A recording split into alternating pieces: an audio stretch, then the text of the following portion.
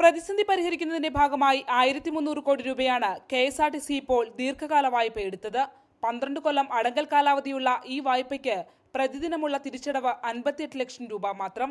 എന്നാൽ കോർപ്പറേറ്റീവ് സൊസൈറ്റികളിൽ നിന്ന് മുൻകാലങ്ങളിലെടുത്ത ഹ്രസ്വകാല വായ്പയായ 1600 കോടി രൂപയ്ക്ക് ദിവസേന തിരിച്ചടക്കേണ്ട തുകയാകട്ടെ 3,63 ലക്ഷം രൂപയും. താങ്ങാനാവാത്ത ഈ പ്രശ്നത്തിന് പരിഹാരം കാണാനാണ് ഹ്രസ്വകാല വായ്പകളെ ദീർഘകാല വായ്പകളാക്കി മാറ്റാനായി സർക്കാരിനോട് ആവശ്യപ്പെട്ടതെന്ന് ഗതാഗത മന്ത്രി റിപ്പോർട്ടോട് പറഞ്ഞു. 1300 കോടി രൂപ ബാങ്ക് കൺസോർഷ്യത്തിൽ നിന്ന് എടുത്തിട്ടുണ്ട്. അതിന് ഡെയിലി 53 ലക്ഷം രൂപ കൊടുത്താൽ മതി. അത് പക്ഷേ 12 കൊല്ലത്തേക്കൊരു നീണ്ട ലോണാണ്. അതുകൊണ്ടാണ് അത് കുറവ്.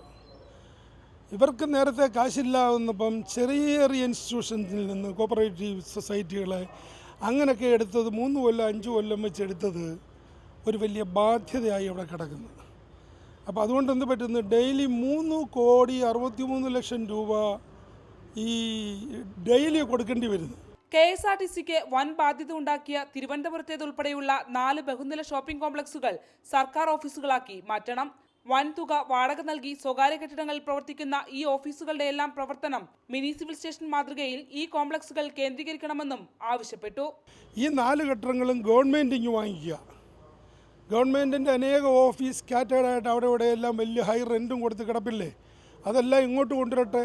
ഒരു മിനി സിവിൽ സ്റ്റേഷൻ പോലെ അല്ലെ ടവർ പോലെ, റവന്യൂ ടവർ പോലെ ഇവിടെ പ്രവർത്തിക്കാം. കോർപ്പറേഷനെ ഏറെ നഷ്ടത്തിലാക്കി ഡബിൾ ഡ്യൂട്ടി എടുത്തു കളയാനും തീരുമാനിച്ചതായി മന്ത്രി പറഞ്ഞു. ഇവിടെ ആർക്കും 2 കൊമ്പില്ലല്ലോ. അപ്പോൾ അതുകൊണ്ട് ഡബിൾ ഡ്യൂട്ടി എടുത്ത് കളയാവുന്ന കാര്യങ്ങളുമുണ്ട്, അത് വേണ്ടിയ സംഗതികളുമുണ്ട്. അതുകൊണ്ടാണ് ഖന്ന റിപ്പോർട്ടിനെ ബേസ് ചെയ്യുന്നത്. തീർച്ചയായിട്ടും ബാധ്യതയാണ്.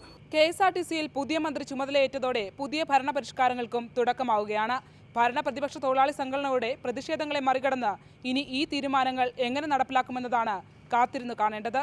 തിരുവനന്തപുരത്തു നിന്നും ക്യാമറമാൻ രതീഷ് കട്ടേലയ്ക്കൊപ്പം ശരണ്യ സ്നേഹജൻ, റിപ്പോർട്ടർ.